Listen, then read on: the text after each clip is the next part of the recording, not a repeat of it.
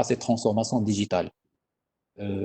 Ça, c'est un enjeu aussi qui est majeur. Maintenant, on parle de télétravail, on parle de la publication de pas mal d'applications web, mais est-ce que vraiment, et ces applications qui vont être accessibles à des utilisateurs ou autres, donc est-ce que vraiment ces applications ou ces process digitalisés sont bien, respectent bien les standards de la cybersécurité? Troisième point, c'est le cloud computing. Euh, Bien sûr, maintenant tout le monde parle cloud, externalisation des données chez des fournisseurs cloud. Donc, il y a énormément de risques, notamment, c'est vrai, il y a bien sûr les opportunités d'utilisation du cloud, mais est-ce que vraiment on maîtrise les risques liés au cloud computing que je vais vous détailler par la suite? On parle des nouvelles menaces. Il y a, je crois, il y a 4 ans, 5 ans, et il y a le premier ransomware, ou peut-être qui a frappé fort, c'est le WannaCry. Il a gelé l'activité de pas mal d'entreprises. Ça ne veut pas dire que ces entreprises ne sont pas sécurisées ou n'ont pas les moyens nécessaires pour se sécuriser, mais peut-être qu'il y a peut-être d'autres maillons faibles qui ont impacté le niveau de la sécurité de ces entreprises. On parle des APT ou des attaques persistantes avancées qui peuvent être difficilement détectées. On parle de la nouvelle attaque qui est la fraude au président et il y a énormément d'entreprises au Maroc qui ont été vraiment ciblées par cette attaque. Et je vais vous donner quelques exemples tout à l'heure. On parle de la forte dépendance aux réseaux sociaux. Bien sûr, tout le monde est sur Twitter, sur LinkedIn, sur YouTube, sur Facebook, sur Instagram. Donc, il y a énormément de données qui sont échangées. Donc, est-ce qu'on a vraiment réfléchi pour analyser l'impact de la donnée ou de l'information avant de la partager dans ces réseaux sociaux, notamment les données personnelles et autres? Et dernièrement, il y a l'arsenal juridique, bien sûr. Maintenant, on parle de la loi 0908 relative à la protection des traitements des données à caractère personnel qui a été promulguée depuis 2009 et toutes les entreprises marocaines doivent s'y en conformer. Il y a maintenant le règlement général sur la protection des données. On a énormément de lois qui cadrent aussi pas mal d'aspects de cybersécurité, de privacy, de la signature numérique et autres. Je vais faire quelques petits rappels sur les réglementations ou les lois à l'échelle nationale ou à l'échelle internationale. Donc, bien sûr, on a notre loi 0908 sur la protection des données à caractère personnel. On a notre loi 0703 relative au code pénal en ce qui concerne les infractions relatives au système d'information automatisé. Cette loi cadre toute intrusion ou tout accès non autorisé euh, et ce que vous l'avez remarqué, je crois que vous êtes des entreprises ou peut-être qu'il y a parmi nous des cabinets de conseil. Et quand on met, par exemple, des tests d'intrusion chez les entreprises, c'est que on touche à aucun serveur, à aucun système, sans qu'on puisse vraiment avoir un accord écrit, signé, cacheté par le responsable, le chef d'entreprise, qui va nous autoriser à faire des tests d'intrusion de tel jour à tel jour, de telle date à telle date, et sur telle cible, ou adresse IP ou application et aussi, cet engagement, il est nominativement signé par chaque auditeur qui va mener cette intrusion. Sinon, on pourrait éventuellement être attaqué par l'entreprise pour nous dire comme quoi on va la garder comme preuve. Si jamais un jour notre adresse IP elle est détectée ou identifiée, là, on a quand même la preuve sur l'autorisation de mener ce genre de telles intrusions.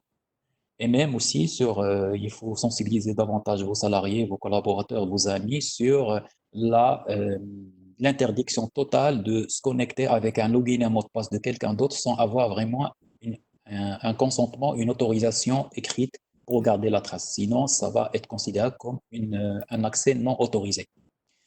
On a la loi 5305 relative aux échanges électroniques des données juridiques. Ça cadre les sujets, les projets de signature numérique, c'est équivalent au RGS en France, sur les certificats classe 1, classe 2, classe 3. Euh, Maintenant, on peut vraiment acheter des certificats auprès, par exemple, de notre fournisseur de certificats au Maroc, c'est Berit eSign, pour, euh, pour qu'on puisse vraiment signer numériquement nos documents. Et bien sûr, la signature, ça permet garantir l'intégrité, la non-répudiation, l'horodatage des documents signés par ces documents, comme quoi que ça a été émis par la personne qui a signé le document. Et aussi, ça permet d'alerter en cas de changement ou de falsification de documents. Donc, elle fait le contrôle d'intégrité aussi. On a de nouvelles lois sans s'y attarder.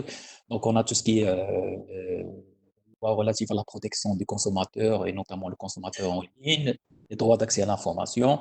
Et aussi, si on parle des réglementations internationales et qui sont appliquées généralement au Maroc, on a le règlement général sur la protection de données. Je crois, c'est Omar, il y aura d'autres séminaires ou d'autres webinaires qui vont détailler davantage la loi 0908 et le RGPD.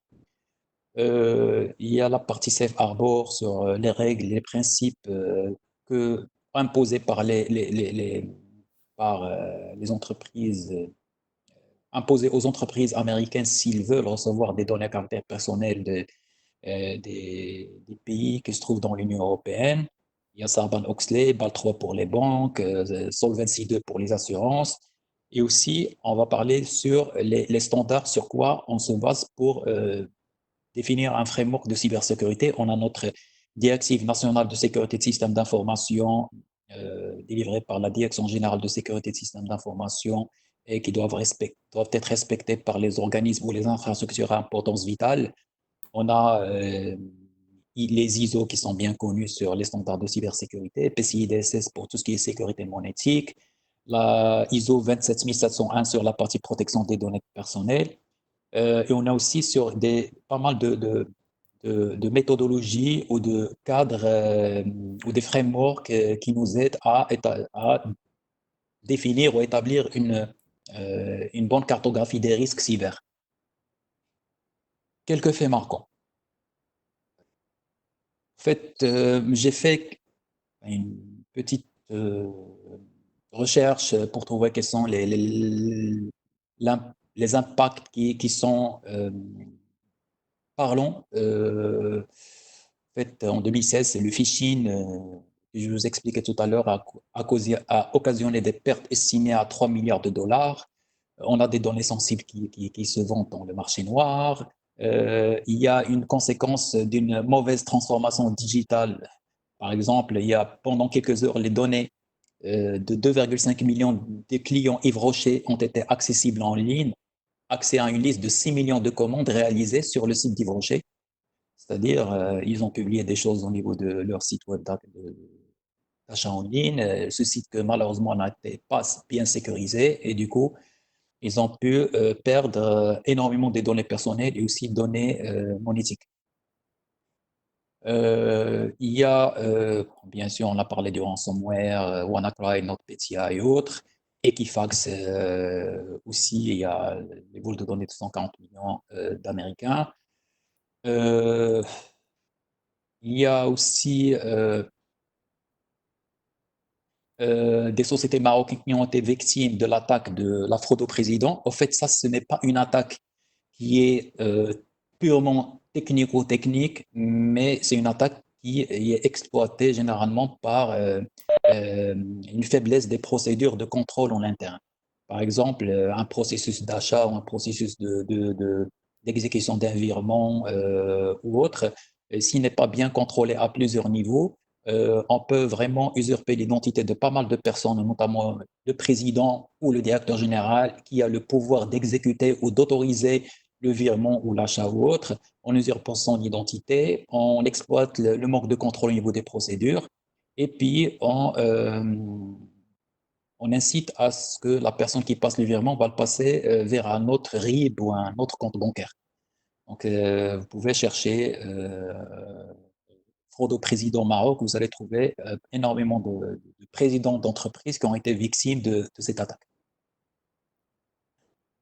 Donc, mon approche. Donc, sur la partie cybersécurité, pour vous expliquer, donc, comme vous l'avez remarqué,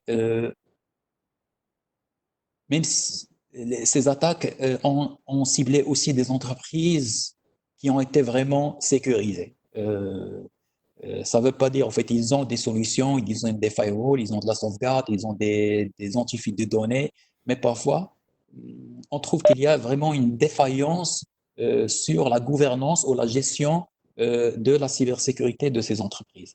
Pour moi, l'obligation ou la condition numéro une pour que la cybersécurité soit bien gérée au niveau des entreprises, c'est le sponsoring du top management. Il faut que le top management puisse vraiment être sensibilisé, bien sûr, qu'il puisse bien comprendre les risques liés à la cyber au niveau de son entreprise et appuyer tout changement organisationnel, administratif ou côté process, procédure, et aussi allouer les budgets nécessaires pour pouvoir réduire les risques qui touchent la sécurité de ces activités, ces processus et autres. Ça, c'est la condition numéro une.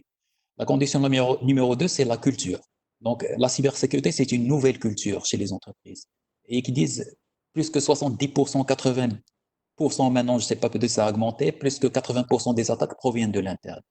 Pourquoi? Parce qu'il y a toujours un maillon faible en interne. Des gens qui sont mal sensibilisés, il y a une mauvaise communication, il y a une mauvaise implication de toutes les parties prenantes, que ce soit interne ou externe. Donc, euh, c'est une grande défaillance qui va peut-être remettre en cause ou qui va vraiment détruire toutes les mesures techniques qui ont été mises en place. Et aussi, cette culture va aider à mener une bonne conduite de changement. Généralement, on est tout le temps résistant au changement, euh, mais si jamais on commence vraiment à adopter une culture positive de la cybersécurité et non pas seulement aller envoyer, harceler le responsable de sécurité des systèmes d'information, pourquoi il a bloqué Facebook, pourquoi il a bloqué le téléchargement, pourquoi l'utilisateur n'a pas des accès à aux privilèges pour qu'il puisse installer une application. Il faut que déjà que cet utilisateur soit vraiment sensibilisé pour dire que c'est pourquoi les administrateurs système, les informaticiens, le responsable de sécurité et les autres ont mis en place ces mesures techniques. C'est pour vraiment les protéger, protéger ces données, protéger leur activité. Donc, c'est pour ça qu'il va falloir sensibiliser davantage sur la cybersécurité avec plus de communication. Et le troisième point, c'est la cybersécurité, c'est une question de risque. Avant qu'on parle de questions techniques, il faut qu'on sache exactement qu'est-ce qu'on a sécurisé. Moi, j'avais entamé pas mal de discussions avec pas mal d'amis, pas mal de confrères ou pas mal de spécialistes pour dire, bon voilà, il y a des clients, il y a des entreprises qui veulent installer un antivirus, un détecteur d'intrusion, de la vidéosurveillance, mais finalement, c'est pour sécuriser quoi? C'est pour maîtriser quel type de risque? Généralement, on ne maîtrise pas ça. On veut sécuriser, c'est seulement pour appliquer les meilleures pratiques au niveau de notre infrastructure. Mais est-ce qu'on connaît vraiment la valeur de nos données et quels sont les risques qui touchent, qui impactent leur sécurité? On évalue les risques et après qu'on puisse vraiment les traiter d'une manière euh, saine et d'une manière efficace. Là, je vais vous expliquer, je me suis inspiré d'une méthodologie de gestion de risque. Au fait, pour rappel, il y a énormément de méthodologies de gestion de risque. Il y a Octave, il y a CRAM, il y a MEARI, EBIOS, ISF, NIST et autres. Et ISO 26005 qui devenait un standard de gestion de risque de sécurité. Je vais vous expliquer brièvement, enfin d'une manière générale, où les choses qui sont communes entre ces méthodologies de gestion de risque. Euh, En fait, pour faire une analyse de risque cybersécurité chez les entreprises, déjà, il faut qu'on puisse comprendre et prendre connaissance de la valeur de l'information. Quelles sont les informations qu'on gère? Quelle est leur vraie valeur? Parce que la valeur monétaire ou autre valeur réputationnelle et autres. Parce que une fois qu'on touche à cette valeur, c'est là où on va vraiment comprendre l'impact et après, on va pouvoir mener et mettre en place toutes les mesures nécessaires. Donc, pour connaître la valeur de l'information, il va falloir passer par la classification. Je crois que rares les entreprises qui ont mené ce chantier de classification de données qui est très important. Parce que un hacker qui va attaquer et qui va voler des données d'un serveur, comment pourrait-on quantifier l'impact de cette attaque si jamais on ne connaît pas la valeur de la donnée? Et c'est très important. Et pour connaître la valeur de la donnée, il y a les trois principes de la cybersécurité qui sont majeurs, qui sont standards. C'est la confidentialité, bien sûr. La confidentialité, c'est il faut que l'information soit accessible qu'aux personnes autorisées. L'intégrité, c'est il faut que la donnée soit exacte. Il ne faut pas qu'elle soit falsifiée d'une manière erronée ou d'une manière malveillante. Et la disponibilité, c'est que l'information doit être disponible. Donc, il faut classifier la donnée. Et aussi, il y a d'autres critères de classification, notamment la non-répudiation, la traçabilité, la preuve ou autres critères. Donc, il va falloir commencer par cette classification, elle est très importante. Ensuite, et puis l'analyse d'impact. Généralement, on fait de l'analyse d'impact seulement sur la disponibilité ou le business impact analysis qui touche la disponibilité et généralement, on utilise ce critère pour faire le plan quantité d'activité. Mais quand on parle du business impact analysis, ça touche la confidentialité, l'intégrité et la disponibilité pour définir les mesures de cybersécurité. En plus, il faut qu'on identifie l'emplacement de ces données. On a des données personnelles, on a des données RH, on a des fichiers salaires, on a des données de la production, on a des données marketing et autres données. Où se trouvent ces données? Parce que généralement, on ne sécurise pas directement la donnée parce qu'elle reste à l'état brut, mais on sécurise le moyen de traitement de la donnée, notamment les bases de données, les serveurs ou autres. Donc c'est très important, il faut qu'on sache exactement où ça se trouve. Deuxième chose, il va falloir qu'on fasse un profilage de menaces. Le profilage de menaces, c'est il y a énormément de sources de menaces, soit des sources internes ou externes, que ce soit malveillantes, accidentelles ou environnementales. Ces menaces, pour qu'elles puissent vraiment attaquer un système, il y a une probabilité. La probabilité, on la calcule soit à travers l'historique ou soit à travers les nouvelles tendances. Maintenant, on parle du WannaCry, des ransomware qui peuvent être la probabilité peut être augmentée parce que ça exploite énormément de vulnérabilité. Et puis, il faut identifier de chaque source de menace l'événement de menace. Source de menace, par exemple, un, un pirate externe, l'événement de menace, c'est qu'il va envoyer un message phishing à tel utilisateur en interne pour qu'il puisse le télécharger. Ça, c'est un événement de menace. Ensuite, à travers l'événement de menace, chaque événement de menace, on calcule la force de menace. Est-ce que vraiment cette menace, quel est le niveau de ou quelle est la force, quelle est sa force pour qu'elle puisse vraiment impacter vraiment notre système d'information. Ensuite, on fait un mapping entre l'événement de menace, les sources de menace et l'emplacement, c'est-à-dire, par exemple, une attaque deny of service de l'externe, ça va toucher vraiment que les pattes externes et non pas les pattes internes. Donc, bien sûr, on va associer seulement cet événement de menace et cette source aux adresses IP publiques et à des passerelles VPN et tout ça. Donc, ça, on fait un mapping. Ensuite, on fait une analyse d'impact sur les actifs de support qui va être hérité de la classification de l'analyse d'impact avec l'événement de menace pour définir un impact sur les actifs de support. Notamment, on peut avoir des impacts financiers, opérationnels, réglementaires, notamment si jamais on a des données personnelles, on a des données monétiques ou de réputation. Ensuite, sans pouvoir s'y attarder, donc chaque événement de menace, il y a des contrôles qui permettent de soit réduire la probabilité ou son impact. Et c'est là on part de la pertinence de contrôle. Est-ce que vraiment euh, chaque contrôle, quel est le degré de pertinence pour pouvoir vraiment réduire l'impact des probabilités? Pourquoi on calcule ça? Parce que quand on va calculer aussi le niveau d'implémentation de contrôle. Un exemple, un virus, qu'on va installer un antivirus. La pertinence de contrôle de l'antivirus qui est à 100%, mais le niveau d'implémentation, l'antivirus malheureusement, il n'est pas généralisé, il n'est pas bien configuré, paramétré. Là, on va vraiment le mettre à 20 ou 30%, qui s'approche pas de la pertinence de menace. Pourquoi? C'est là on va parler de la force de contrôle. Donc, avec la pertinence de contrôle et le niveau d'implémentation, on calcule la force de contrôle. C'est là on extrait les vulnérabilités au niveau des systèmes. La vulnérabilité qui va nous aider pour calculer le risque. Avec la force de contrôle et la force de menace, on calcule la probabilité de succès. Rapidement, pour l'évaluation de risque, à travers la probabilité résiduelle et l'impact résiduel, on calcule le risque résiduel. On a un niveau d'appétence de risque, par exemple, le risque financier, si jamais il est modéré ou s'il est supérieur à modéré, il faut le traiter. S'il est inférieur à modéré, on ne le traite pas, on l'accepte.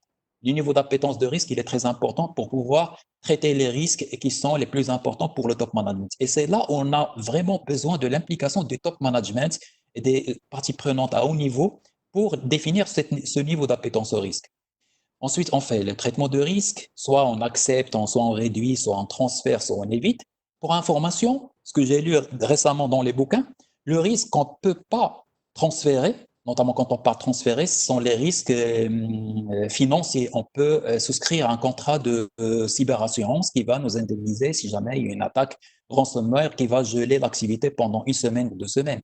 Mais le risque lié à la réputation, on ne pourra jamais le transférer. Il reste collé à l'entreprise. Ça ne se transfère jamais la réputation ou l'image de marque. Et puis, on définit les contrôles préventifs, détectifs, correctifs. Je crois qu'on avait abordé avec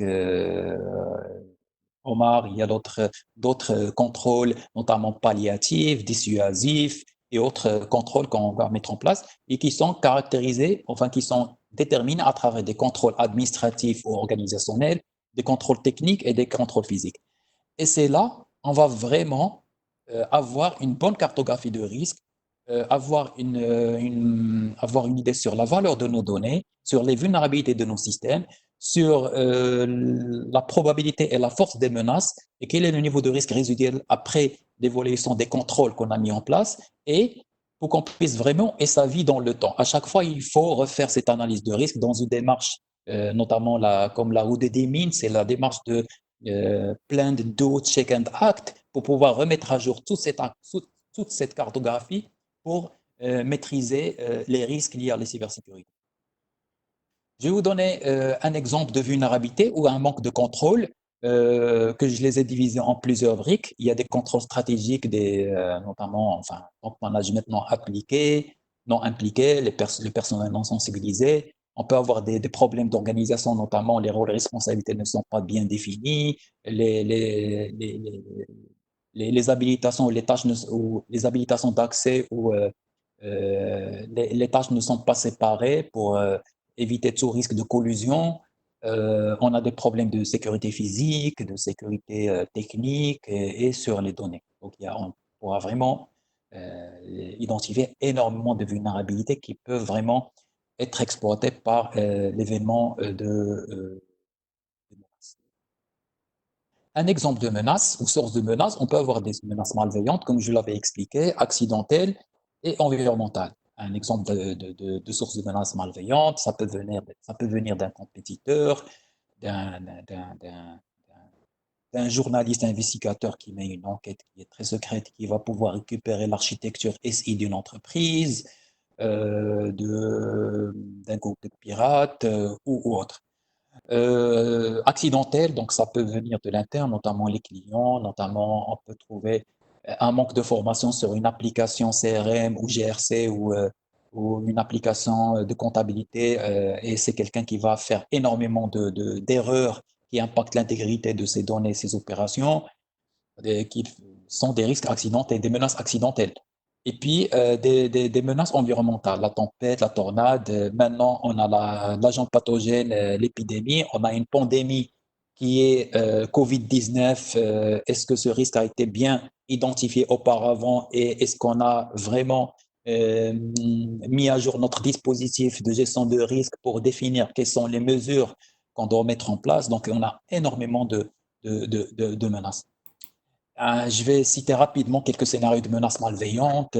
On peut avoir des attaques liées à l'ingénierie sociale, tout ce qui est hameçonnage ou phishing, la reconnaissance, tout ce qui est numérisation, vérification du réseau. On peut avoir d'abus d'utilisation, tout ce qui est mauvaise utilisation du système d'information. Donc, on a énormément de scénarios de menaces. Des menaces accidentelles aussi. Il y a énormément de scénarios de menaces accidentelles en fait, ces listes n'est pas exhaustive, mais on peut vraiment l'alimenter par d'autres scénarios de menaces accidentelles. Un exemple, c'est quelqu'un, voilà, un exemple qui est concret. Aujourd'hui, je suis connecté sur mon PC.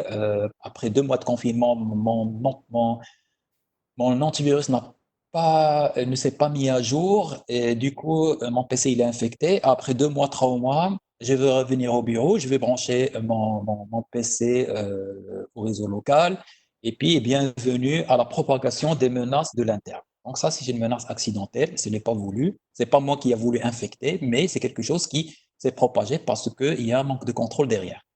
Et les menaces environnementales, bien sûr, généralement, on fait ce genre d'études pour définir un bon plan de conduite et d'activité. Un exemple de contrôle, là où vous allez bien vous situer, on a soit des contrôles organisationnels, administratifs ou techniques ou opérationnels qui peuvent être préventifs, détectives ou correctives. Je vais vous donner un exemple, un contrôle préventif administratif. C'est la clause de confidentialité avec les fournisseurs, par exemple, ou avec les salariés, c'est un contrôle administratif et préventif. Un contrôle détective et physique, c'est la vidéosurveillance. Un contrôle préventif et technique, c'est le système de prévention aux intrusions, l'IPS. Donc, on peut jouer entre ces différents types de contrôles pour pouvoir définir une bonne stratégie de cybersécurité. Donc, il y a énormément de contrôles. Ça, ce n'est qu'un exemple que j'ai pu vraiment préparer. Ouais, tu peux, Amine, passer un peu de temps sur ça, hein, ça serait D'accord, d'accord, pas de souci. d'accord. Donc, maintenant, on parle le deuxième point, c'est la partie cloud computing. En fait, comme vous le savez, il y a quatre modèles de cloud computing. On a tout ce qui est modèle cloud privé, une entreprise qui va faire son propre cloud externe, et c'est elle qui va seulement l'utiliser. Public, il est utilisé pour tout le monde, par tout le monde. Hybride, c'est un mélange communautaire, par exemple. Le groupement des banques qui vont faire leur propre cloud, qui va être utilisé seulement pour la communauté bancaire. C'est tout. Donc ça, c'est les quatre types. Donc les catégories, donc tout ce qui est infrastructure as a service, plateforme et ça. Donc, parmi les enjeux de cloud computing, on parle de la gouvernance. La gouvernance, elle est très importante. Je vais vous expliquer tout à l'heure pourquoi. La conformité loi et réglementation. Donc, bien sûr, on va transférer nos données vers un autre pays qui va stocker nos données sous une autre juridiction. Et c'est très important d'en savoir et de voir comment on pourra éventuellement contrôler nos données et la sécurité parce que c'est nous qui sommes responsables et non pas le fournisseur cloud face au régulateur local, la continuité d'activité, l'interopérabilité et autres choses. Et parmi les menaces, là, je vais m'attarder sur deux points. Le cloud, il utilise généralement la virtualisation. Donc, il n'y a pas de serveur physique, il y a des serveurs virtuels. Donc, on va faire seulement un petit comparatif. On a notre système d'information interne dans notre entreprise. On a nos serveurs physiques. Si jamais on éteint le serveur, on ne peut pas récupérer les données. Donc, parce que le serveur, il n'est plus accessible. Mais quand on parle de la virtualisation, nos serveurs sont représentés par des petits fichiers. Ils sont utilisés par l'hyperviseur. Et ce petit fichier, il contient le système d'exploitation et les données et les applications et autres. Si jamais on exploite la vulnérabilité d'un hyperviseur, on pourra seulement récupérer ce petit fichier, même si la machine elle est éteinte. Donc, on peut récupérer ce petit fichier et on le démarre sur un autre hyperviseur pour récupérer tout le système avec les données.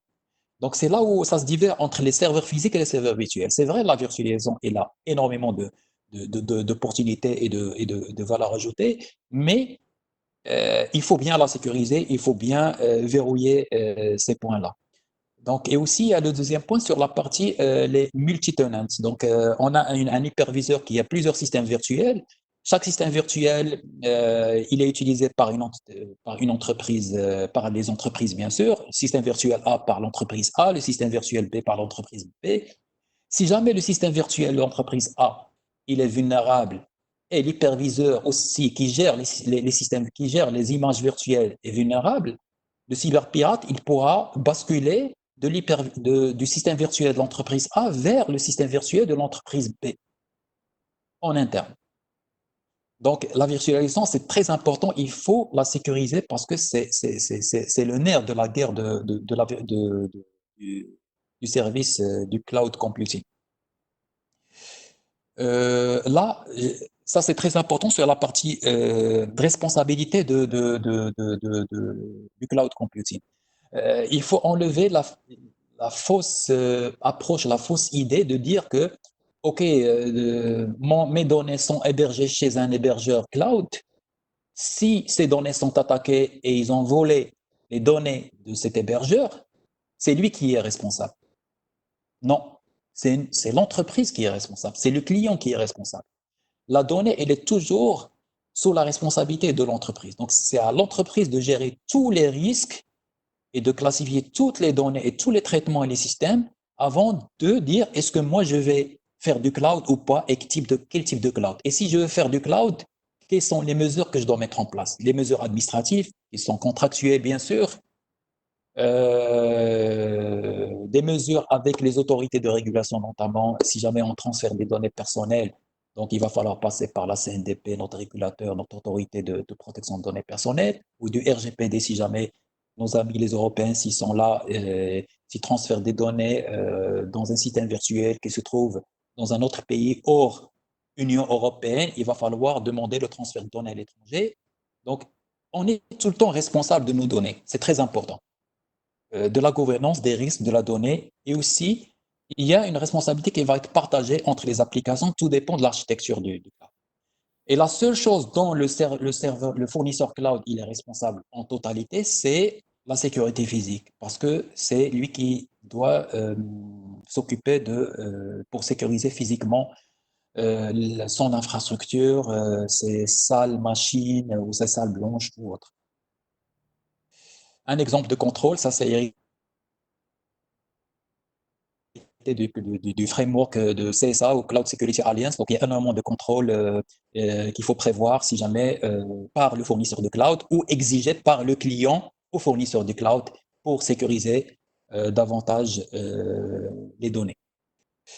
Je parle aussi maintenant du contexte du contexte utilisateur. J'ai fait une petite modélisation. Quels sont les risques qu'un utilisateur peut avoir? D'où vient? Quelle est la source de menace? Moi, j'utilise mon PC. Par quoi je suis menacé?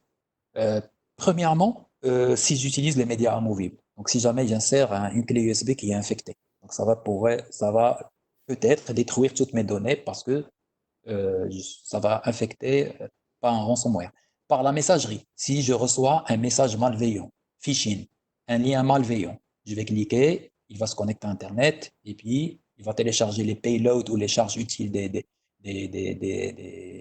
systèmes malveillants ou des programmes malveillants et qui va infecter la machine. On parle des réseaux sociaux. Maintenant, il y a énormément d'emails, si jamais ils sont bloqués par les anti-spam, il y a parfois il y a des personnes malveillantes qui publient des liens malveillants sur les réseaux sociaux euh, pour, pour qu'ils soient vraiment, pour qu'elle impacte directement, qu'ils ciblent directement la personne. Parce que les hackers, en fin de compte, ils ne vont pas perdre du temps à attaquer un système de l'externe pour chercher les vulnérabilités et les portes qui sont ouvertes pour qu'ils puissent pénétrer au système. Maintenant, il sait très bien que l'utilisateur, il a énormément de choses sur sa machine. Il va seulement lui envoyer un petit message qui va permettre d'ouvrir les portes de l'interne pour que le hacker puisse y pénétrer et voler toutes les informations sensibles. On parle des partages de réseau. Il y a énormément de virus et des choses malveillantes qui circulent sur des partages réseau. Donc, il va falloir aussi maîtriser les partages réseau. Le réseau Wi-Fi, très important. En fait, l'anecdote, c'est que, enfin, il y a 10 ans, 12 ans, quand on s'assoit dans un café, on essaie de chercher un Wi-Fi ouvert. Et parfois, il y a des entreprises qui laissent leur réseau Wi-Fi ouvert, sans mot de passe, un Wi-Fi avec web. Et puis, la problématique, c'est qu'une fois qu'on se connecte sur ce Wi-Fi, euh, et on récupère une adresse IP interne de l'entreprise, bienvenue au partage ouvert chez ces entreprises. Et bienvenue l'accès aux applications. Mais parfois, ça nous arrive d'aller sensibiliser les entreprises pour dire, si vous voulez faire du Wi-Fi, cloisonnez votre Wi-Fi, cachez-le, verrouillez-le, sécurisez-le, faites de l'authentification forte, parce que aussi c'est une porte d'entrée. On parle du smartphone, on parle du cloud computing, donc énormément de sources de menaces qui permettent d'impacter la sécurité, notamment. On parle de tout ce qui est vol de destruction, opérations frauduleuses, prise de main à distance pour attaquer d'autres entreprises, parce que les hackers, ils ont deux façons, deux approches pour pirater. La chose la plus importante pour eux, c'est cacher leur identité. Donc, comment ils doivent la cacher? C'est parfois, ils exploitent les vulnérabilités d'une entreprise, ce n'est pas parce que c'était la cible finale, mais elle va utiliser ces systèmes pour attaquer d'autres entreprises. Parfois, il y a des entreprises qui me demandent, en fait, je n'ai aucune information sensible chez moi. Pourquoi devrais-je faire tout un arsenal de mesures de sécurité? Je n'ai pas de données sensibles. Bah, je lui dis tout simplement, si tu n'as pas de données sensibles, tu ne vas pas être cible, mais tu vas être l'outil. Donc, et c'est toi qui vas être tracé comme source d'attaque et non pas le hacker. Et par exemple, il y a les caméras de surveillance de vos enfants, quand vous les achetez à la maison. Aussi, je crois, il y a énormément d'articles qui ont prouvé que ces caméras sont vulnérables. Parce que les caméras, elles dotent d'un processeur, d'une mémoire, d'un petit microprogramme, d'une adresse IP, c'est comme une machine. Il faut qu'elle soit patchée aussi, il faut qu'elle soit sécurisée. Donc, il y a énormément de choses à faire. Et puis, l'impact et les risques, c'est pareil. On peut voir des risques opérationnels, réputationnels et les risques que je vous ai cités tout à l'heure. Quelques scénarios de menaces pour les utilisateurs. On parle de tout ce qui est ouverture des mails avec des liens URL ou pièces jointes malveillantes. Les utilisateurs qui, qui, euh, qui se connectent et qui s'inscrivent tout le temps avec leur boîte de messagerie professionnelle pour recevoir des newsletters ou s'abonner à des, je sais pas, programmes vidéo Netflix ou des communications Facebook, LinkedIn, moi, je recommande vivement aux utilisateurs de ne jamais utiliser l'adresse mail professionnelle pour une utilisation personnelle. Parce que finalement, le cyberpirate, il va prendre connaissance du nom de domaine, de la structure de l'adresse mail, il va commencer à chercher les personnes qui travaillent dans cette entreprise, il connaît la structure, il va commencer à envoyer des messages phishing, tout simplement. Donc, à éviter de communiquer à n'importe qui votre adresse mail professionnelle. Pas tout ce qui est téléchargement, les médias mobiles, il y avait une attaque enfin, c'est très marrant, c'est quelqu'un qui jette, qui se présente dans une banque ou qui va faire la queue comme tout le monde et qui va jeter une clé USB par terre. Et c'est quelqu'un qui va la voir, qui va l'apercevoir et qu'est-ce qu'il va faire? Il va la brancher sur sa machine, espérant que ce n'est pas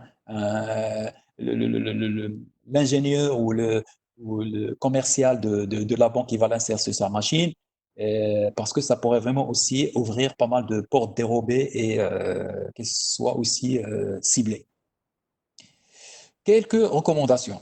Donc, on parle, enfin, sans pouvoir lire toutes ces recommandations. Donc, les mots de passe, c'est très important. Il faut les sécuriser. Les mots de passe à 8 caractères, alphanumérique, il doit être changé régulièrement.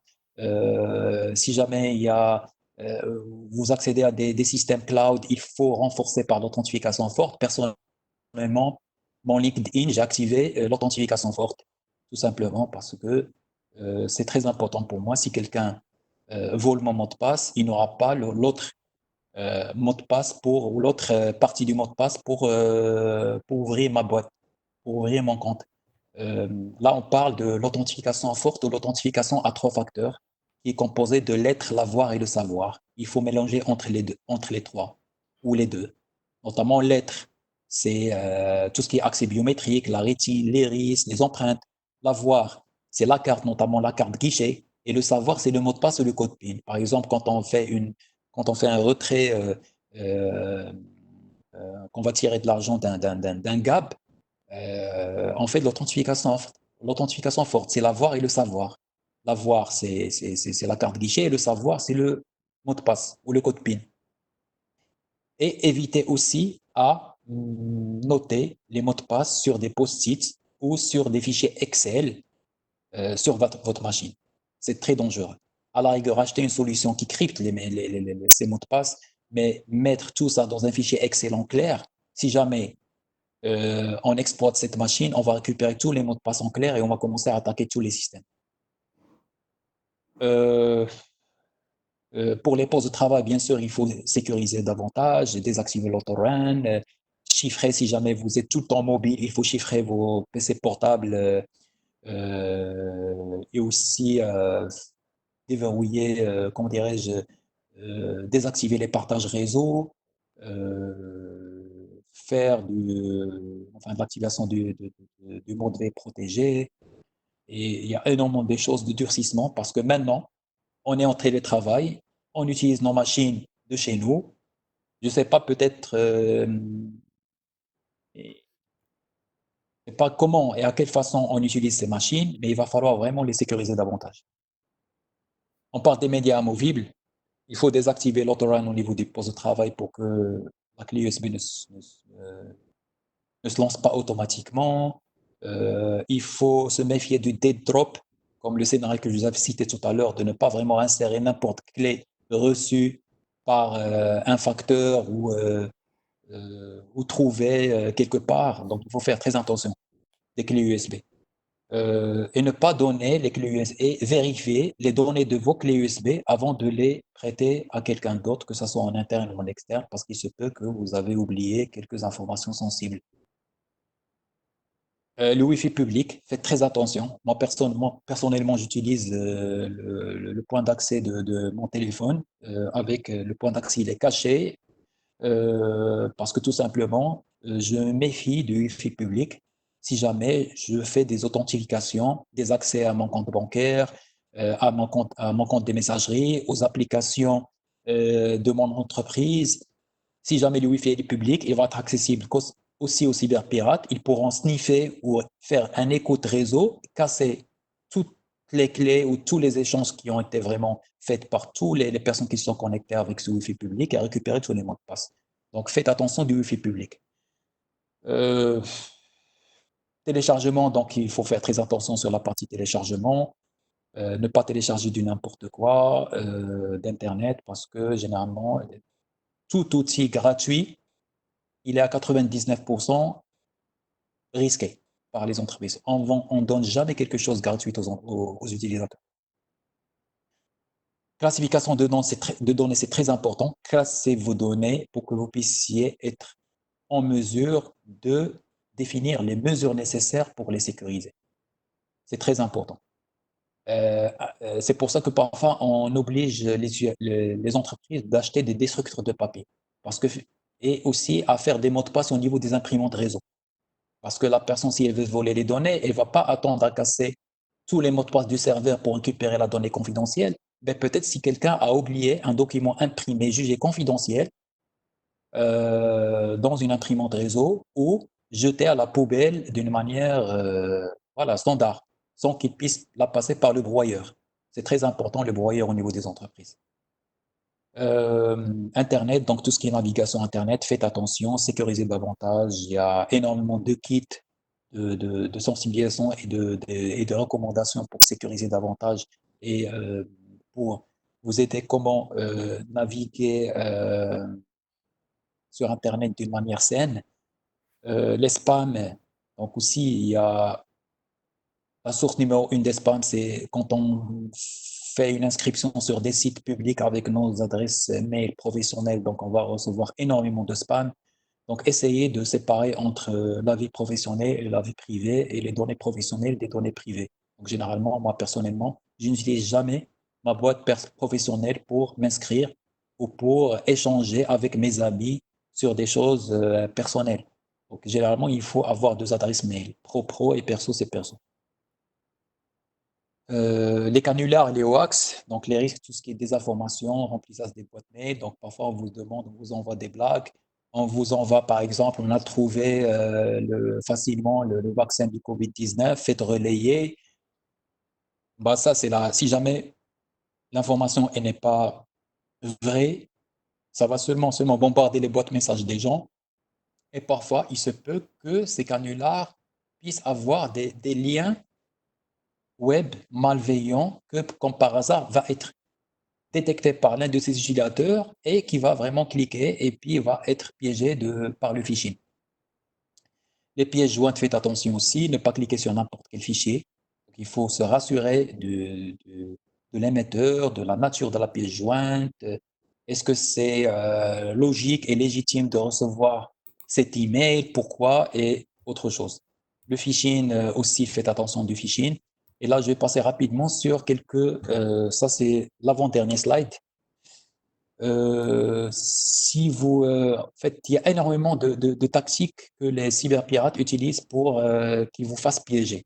Notamment, parfois, ils vous demandent, vous avez gagné le grand prix, j'ai besoin de ton aide ou de votre aide, ou votre message et votre adresse ou compte a été suspendu. Euh, il faut faire très attention de ce genre de messages alarmants. Parfois, votre machine est infectée, cliquez sur OK pour installer le meilleur antivirus, faites de la mise à jour, changez votre mot de passe à travers ce lien. Donc, ce sont des choses qu'il va falloir vraiment faut déjà réfléchir pour dire est-ce que vraiment ce système, comment je dois déjà changer mon mot de passe et par quels moyens. Généralement, le changement de mot de passe ne se fait pas par des emails des mails qu'on reçoit. Et aussi, parfois, on fait du cyber-squatting. Quelqu'un qui, enfin, vous allez vous rendre compte comme quoi que quelqu'un qui va vous envoyer des messages de Google, de Hotmail, il va changer le 0, le O par le 0, le L par le I, ou I majuscule. Et c'est là, il y a le est trompante, donc ça peut nous piéger aussi pour cliquer sur des choses qu'on croit que ce sont des messages légitimes. Et aussi, il faut passer aussi la souris par le lien pour voir est-ce que vraiment la source de lien est exactement, c'est une source comment dirais-je, qui est légitime et ne jamais couper contact avec l'informatique, votre direction de système d'information, votre RSSI, pour leur demander à chaque fois leur avis sur quelques messages suspects. Et finalement, je vais faire, en fait, ça, c'est une petite stratégie de cybersécurité. En fait, elle n'est pas ultime, elle n'est pas complète, elle n'est pas à 100%, comme dirais-je, c'est ce qui doit être vraiment. Ce n'est que l'une des stratégies qu'on peut proposer aux entreprises pour vraiment sécuriser leur patrimoine informationnel. Donc ça, elle est divisée en trois parties. Il y a la partie volet stratégique. Et la politique de sécurité, elle est très importante. Il faut que toutes les entreprises puissent avoir leur propre politique de sécurité de l'information qui va dicter toutes les mesures nécessaires pour pouvoir sécuriser leurs données. Parce que cette politique, c'est le résultat de l'analyse des risques et des traitements de risques. C'est avec quoi on définit cette politique de sécurité. Les rôles et responsabilités, la conformité réglementaire, c'est très important. L'audit et contrôle, c'est très important aussi. La charte, la sensibilisation aussi. Sur le volet fonctionnel, il faut vraiment, entre les processus métiers et support, il faut vraiment démarrer un dispositif ou mettre en place un dispositif de gestion de risque, faire de la classification, renforcer par les process et procédures et non pas seulement rédiger que pour rédiger et les oublier dans vos tiroirs, mais rédiger au moins une page, deux pages qui sont applicables, mieux que de rédiger 15 pages qui ne seront jamais applicables. Et quelque chose qui va se mettre à jour chaque fois. Et sur le volet technique, il y a énormément de choses à mettre en place, que ce soit du côté connexion, que ce soit côté base de données, que ce soit côté endpoint. Et tout ça, il faut qu'il soit vraiment supervisé à travers des indicateurs. La sensibilisation doit avoir des indicateurs. Et n'importe quel système, il faut définir les indicateurs de performance, les indicateurs de sécurité pour dire est-ce que vraiment on a tout fait et qu'est-ce qu'il nous manque de faire. Et c'est là on rentre dans la do de Deming. Dans le plan do, check and act, le check, c'est à travers les indicateurs et l'acte, c'est la définir de plan d'action de remédiation. Et ça tourne encore. Voilà. Je vous remercie. Merci, merci Amine, merci beaucoup pour cette contribution, cette présentation très riche en éléments à la fois conceptuels, en éléments aussi pratiques et en retour d'expérience. Euh, j'ai quelques questions ici, je vais te les poser. La première question, c'est comment on peut gérer le phishing dans Outlook D'accord. automatiquement? D'accord. Tu vas poser trois ou quatre questions, après je Ouais, réponds je vais poser trois questions et après tu D'accord, je réponds. note. Donc, Oui. d'abord, est-ce qu'on peut gérer automatiquement le phishing dans la messagerie, dans Outlook par exemple? Oui. Deuxième question, quelles sont les bonnes pratiques pour une bonne sécurité cloud? Quelles sont les trois, quatre bonnes pratiques que tu tu recommandes pour la sécurité cloud? Et la quatrième question, pour La les troisième. la troisième question plutôt pour les PME, les TPE, voire les PME, voire les startups hein, qui ne peuvent pas avoir des RSIC, comment ils peuvent mettre en place un minimum de cybersécurité? Qu'est-ce que tu leur recommandes? D'accord? Ok. C'est tout? Voilà les trois questions que j'ai reçues, c'est ça. D'accord. D'accord. En fait, pour le phishing sur Outlook, donc, en fait, je crois, Outlook, c'est, Omar, on va prendre en considération un serveur de messagerie interne ou sur Office 365? Bah Donc, écoute, si tu as spécifié, vas-y sur les deux cas. bah, il y a les deux cas. Donc, il y a le premier cas, si jamais le serveur il est interne, donc il y a des solutions d'anti-spam. Mhm, Solutions d'anti-spam, en fait, je vais vous dire, il n'y a aucune solution de sécurité qui est efficace à 100%. mhm, Personne n'est à l'abri. Chaque solution a ses points forts et a ses points faibles. Et parce que les hackers, ils sont tout le temps en mode recherche pour essayer de détruire ou bypasser les mesures de sécurité offertes par ces solutions. En fait, sur la partie pour le contrôle de phishing, il y a une chaîne de mesures. La première mesure, c'est bien sûr, c'est la sensibilisation, c'est la mesure administrative et organisationnelle. Bien sûr, il faut que tout le monde soit au courant sur la nature et la façon comment on fait du phishing et comment ça passe et pour qu'ils puissent vraiment développer une auto-immunité. Voilà, pour qu'ils puissent vraiment avoir le réflexe. Est-ce que c'est un message normal, c'est un message peut-être suspect? Ça, c'est la première des choses. Deuxième chose, côté infrastructure. Côté infrastructure, je crois qu'il y a la partie anti-spam, c'est très important au niveau des serveurs, bien sûr, qui permet de bloquer au moins, je vais dire, 99%, 95% des courriers indésirables, là où on va faire, c'est la partie phishing. Troisième chose, c'est il y a désactivé l'open relay au niveau des serveurs parce que je vais vous donner un exemple. Certitrust.com, d'accord? Vous avez votre serveur de messagerie en interne, certitrust.com. Si jamais vous gardez l'option open relay ouverte, c'est que n'importe qui peut se connecter de l'externe à votre serveur de messagerie sur le port 25 et utiliser votre nom de domaine pour commencer à envoyer des messages avec votre nom de domaine ou à des utilisateurs internes. Ils peuvent même usurper l'identité de n'importe quel utilisateur en interne pour commencer à envoyer à tout le monde en interne. Donc l'open relay, il faut qu'il soit désactivé aussi. Tu m'as compris, Omar? oui, oui, tout à fait, absolument. D'accord. L'open relay, il faut aussi le verrouiller. Ça, c'est la partie. Et Non, aussi, ouais, je pense que ouais, la deuxième question, c'était quelles sont les bonnes pratiques pour la sécurité cloud?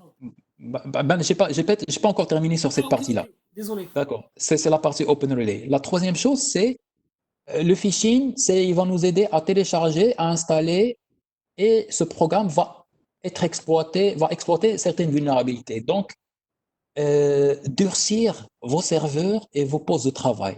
Tout ce qui est patch management et aussi restreindre le droit d'administrateur aux utilisateurs.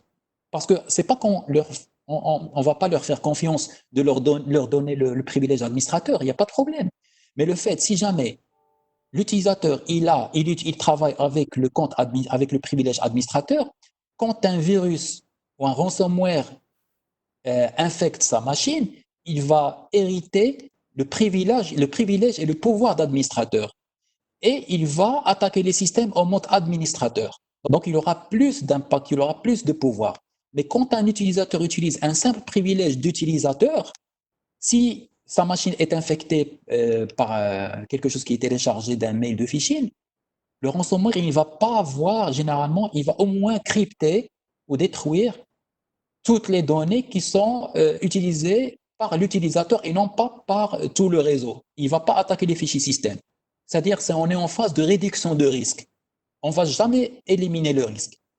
Donc, on le réduit à travers le durcissement, la gestion des patchs Un bon antivirus ou un anti-malware, moi je parle plus d'antivirus, c'est un anti-malware qui comprend l'EDR, l'Endpoint Detection and Response, le sandboxing, qui va comprendre pas mal de modules de sécurité et non pas seulement les modules d'antivirus. Et dernièrement, si jamais on est touché, comment on peut récupérer? C'est à travers la sauvegarde. Tu vois ce que je veux dire? Ouais, Donc c'est toute une chaîne, c'est toute une chaîne, parce que le risque zéro n'existe pas. Même moi, je suis pas à l'abri. Même moi, je suis ciblé par des attaques phishing et je peux me faire avoir un jour, du jour au lendemain. très bien. On avance, Amine. D'accord. Ok, Et deuxième point, ouais, bon sécurité cloud. Qu'est-ce que voilà, deux, trois bons euh, pratiques? deux, trois bonnes pratiques. Donc la première des choses, c'est classifier les données pour se décider. Est-ce qu'on va clouder ou pas? Désolé pour le jargon, clouder. Est-ce qu'on va passer au cloud ou pas? Donc classifier les données et avoir l'aval du top management. Et travailler en mode transverse avec le juriste, le responsable conformité et autres personnes pour dire est-ce que vraiment on a le droit de mettre ces données. C'est pour ça que parfois on parle souveraineté des données parce que c'est très important. Au moins, on va éliminer le côté jurisprudence. On va passer seulement à la partie risque liée à la confidentialité et tout ça. Donc, faire la classification de données, faire de l'analyse de risque, et si jamais vous décidez d'aller vers le cloud, verrouillez le contrat avec votre prestataire, il n'y aura plus de contrat standard, c'est vous qui êtes maître, c'est vous de définir la clause droit à l'audit, les indicateurs, les mesures de sécurité et sur les choses et les points correctifs que le fournisseur cloud va mettre en place pour qu'il soit vraiment davantage transparent avec vous et sur votre infrastructure qui est en mode cloud. Et finalement, c'est une mesure qui est très difficile à mettre en place, mais qui est top, qui est recommandée par les responsables, par les experts du cloud, c'est le chiffrement à la source et non pas à destination. C'est chiffrer vos données à travers vos API avant de les stocker vers le cloud. Et la clé du chiffrement va rester chez vous et non pas chez le fournisseur de cloud si jamais vous stocker des données qui sont critiques chez le fournisseur de cloud. Très bien. Donc, Amine, troisième. en relation avec ça, lorsqu'on transfère les données à caractère personnel, par exemple dans un cloud type Azure, Oui. quels sont les points de vigilance sur la partie données personnelles, justement? La chose la plus importante, déjà, c'est, enfin, quand on parle côté loi 0908, c'est déjà quand on va remplir un formulaire de demande de transfert de données à l'étranger. Le Mhm. régulateur, il va nous dire où vont être hébergées ces données, que ce soit site principal et site de secours. Et il faut avoir la preuve du fournisseur de cloud dans le contrat que ces données vont être hébergées dans tel site. Parce que le fait, si on donne pas ça au régulateur, la preuve du lieu d'hébergement des données personnelles, la demande de transfert va être automatiquement rejetée. C'est pour ça que la CNDP, elle a fait pas mal de réunions avec Facebook et avec Microsoft pour traiter ce genre de problématiques. Et d'ailleurs, Microsoft, elle a publié sur son site sur le lieu d'hébergement des données personnelles de chaque pays. Et les pays africains sont tous hébergés dans l'Union européenne. Et là, je peux partager avec vous, du coup, pourquoi ils nous demandent ça? Pourquoi ils demandent le lieu d'hébergement des données? C'est pour voir est-ce que vraiment le pays qui va recevoir les données, il a l'adéquation sur la partie protection des données personnelles. Est-ce qu'il est adéquat? Quand il D'accord. s'agit de l'Union européenne, ils sont sous RGPD, donc ils ont l'adéquation. Donc, automatiquement, ça va passer. Il faut juste donner de preuves. Mais D'accord. si jamais on va traiter les données dans un autre pays où il n'y a pas d'adéquation, c'est là où le régulateur va nous demander de demander à cet hébergeur plus de garanties sur la partie protection des données personnelles.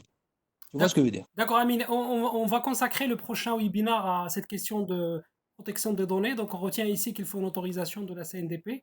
Une Oui. question qui est en relation avec ça aussi pour la création à distance des comptes bancaires. Comment on peut gérer la sécurité des données personnelles aussi sur un plan de cybersécurité pour il soit protégé contre toute attaque? En fait, quand il s'agit de la création du compte bancaire, déjà, il faut identifier où se trouve le responsable de traitement. Si le responsable de traitement, c'est celui qui définit les finalités de son entreprise. Si moi, je vais ouvrir un compte bancaire chez, je sais pas, tu peux me citer une banque qui se trouve en France, c'est pas la Banque centrale ou, désolé si je dis des bêtises, BNP, BNP. BNP, voilà. En fait, là, déjà au Maroc, le responsable de traitement, il est en Europe, il est en France, et c'est là où il faut demander plus de garanties à travers les clauses sur la partie protection des données personnelles. Là, l'autorité, et c'est hors du contexte de notre autorité locale. Non, non, on parle Parce du qu'il cas y a, marocain. Non, on parle du cas marocain. Imaginons que Tijari, par exemple, il met en place une procédure d'ouverture de compte bancaire à distance. Donc, comment on peut sécuriser justement les données qui vont être échangées avec la banque, etc., pour l'ouverture des comptes et éviter que quelqu'un usurpe l'identité, par exemple, de la personne qui demande l'ouverture des comptes. C'est sur un plan cybersécurité. déjà pour l'ouverture de comptes bancaires, déjà il faut, moi en tant que consommateur, je dois m'assurer de l'identité de la banque. Quand je vais ouvrir sur sa plateforme un compte bancaire, Mhm. peut-être que je vais passer par un autre site web usurpé du site web original de la banque. Tu vois ce que je veux dire? Ok. Premièrement, côté protection du consommateur. Donc, ce site, il faut déjà il faut qu'il soit vraiment reconnu et signé numériquement, à travers un certificat reconnu par nos autorités de confiance, notamment Berit Itsign ou autres. D'accord? D'accord. Premièrement, côté consommateur. Là, il y a de l'autre côté, il y a la banque. Comment elle va s'assurer de mon identité? Mhm. On croit que c'est un mine qui va ouvrir, qui va demander l'ouverture de compte bancaire. Je crois que là, ça va être un peu difficile pour trouver cette. On ne va pas imposer à tous les utilisateurs d'acheter un certificat de signature pour qu'ils puissent prouver leurs identités. Ça va être coûteux. Mais Aujourd'hui, il va falloir. aujourd'hui, ce que font certaines banques en Europe, c'est que ils mettent une caméra et puis ils vous appellent et ils font la démarche avec vous en Il y ligne. a caméra, il y a aussi la partie, tout ce qui est communication des informations sensibles, notamment tout ce qui est carte enfin, la carte d'identité nationale, passeport ou autre information pour dire que voilà, c'est telle personne qui ouvre ce compte avec euh, d'autres mécanismes ou d'autres contrôles complémentaires, notamment comme tu as cité, tout ce qui est caméra, tout ce qui est appel, tout ce qui est signature de documents, tout ce qui est validation de la messagerie et tout ça. D'accord. Mais il faut Amine, avoir une authentification mutuelle. d'accord. Amine, une question par rapport aux PME, TPE, parce que lorsqu'on est un grand groupe, on a les moyens, mais lorsqu'on est une petite entreprise, quel est le minimum qu'on peut mettre en place en matière de cybersécurité? Qu'est-ce que tu recommandes? C'est une question qui est très difficile. Et tu recommandes de travailler sur le cloud? Non, non, non, non, non. En fait, là, on parle budget. Budget des entreprises. Est-ce que vraiment ils ont le budget nécessaire pour faire des choses? En fait, on va parler de l'open source.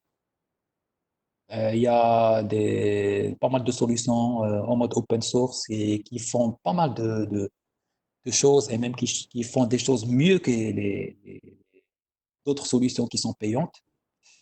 Sauf que quelqu'un qui m'a qui m'a qui m'a fait un petit comparatif entre open source ou les solutions qui sont payantes, c'est le support. C'est juste pour ces solutions, il y a le risque de support. Il faut d'avoir quelqu'un qui va vraiment assurer le support avec, qui nécessite plus de compétences en interne pour gérer ces open source. Mais sinon, il y a des solutions qui sont payantes, mais qui sont moins chères, avec des modules en moins, des fonctionnalités en moins, pour qu'on puisse vraiment sécuriser l'infra. Et je crois que maintenant, il y a des UTM, c'est un firewall qui a plusieurs fonctionnalités. La partie antivirale, la partie IPS, la partie firewalling, la partie filtrage Internet, au moins pour faire une brique de base de sécurité avec du cloisonnement qui est très important. Cloisonner entre le réseau utilisateur et le réseau serveur, c'est très important. Le cloisonnement, maintenant, il est devenu une nécessité et une obligation par toutes les entreprises. Garder sur le même switch tous les serveurs et tous les utilisateurs, c'est très dangereux. il faut cloisonner, il faut filtrer les flux. Voilà. Une dernière question. Est-ce qu'il y a des statistiques ou en tout cas, est-ce qu'on a des informations sur des jugements au Maroc, au niveau des tribunaux, sur des cyber-intrusions?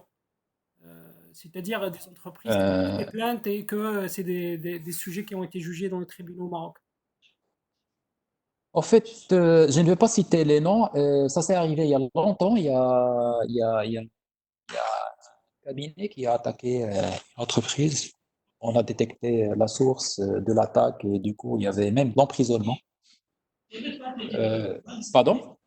Non, non, vas-y, Amine, c'est juste quelqu'un Donc, qui. il y avait de l'emprisonnement même sur des attaques malveillantes et on a détecté la source de ces attaques. Mais sinon, sur la partie, en fait, il nous reste beaucoup de choses à faire en interne pour pouvoir vraiment aller jusqu'à la publication des jugements relatifs aux attaques cyber. Et comme tu le sais bien, même les violations liées aux données personnelles, c'est qu'il y a pas mal de dossiers CNDP qui ont été déposés au procureur du roi et c'est en cours de traitement. Mais on n'a pas encore l'information exacte qui sont ces entreprises qui sont pas conformes. Donc, cette partie-là, on n'a pas de statistiques vraiment exactes sur les entreprises qui ont été soit victimes ou sources de l'attaque au Maroc. D'accord. Très bien. Alors, j'ai vu Karim Belahsen qui a levé la main. Je ne sais pas s'il veut intervenir. Ce que je peux faire, c'est je rétablir son son. Je l'ai rétabli. Karima, vous voulez intervenir? C'est juste je pense, une fausse manip. Euh, voilà, donc on a fait un peu les différentes questions qui ont été posées. Ce que je te demande peut-être, Amine, c'est de faire une conclusion de cette première intervention et de nous donner deux, trois conseils pour clôturer. Ouais, déjà, je vous remercie de vous avoir retenu jusqu'à cette heure. Et Plaisir. en fait, euh, je vais vous dire que en fait, la sécurité absolue n'existe pas. Mhm. La sécurité doit s'inscrire dans une démarche d'amélioration continue. Avec et ce n'est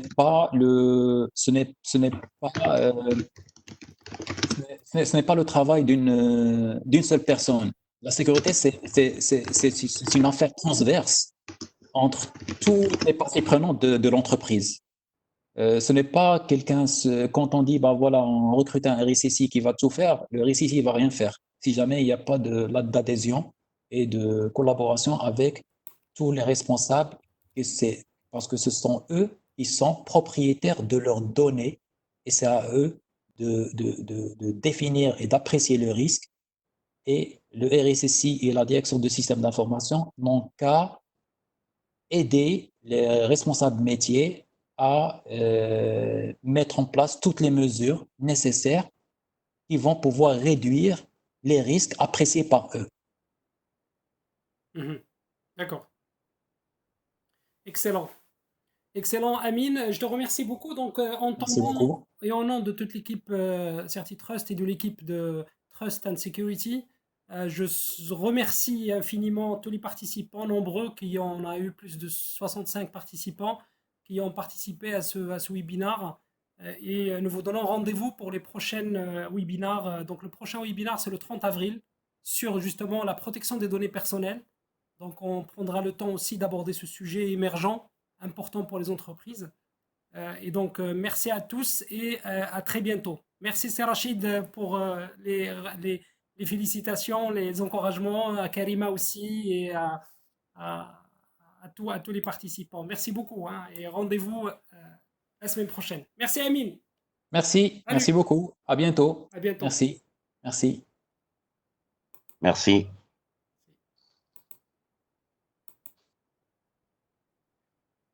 Merci.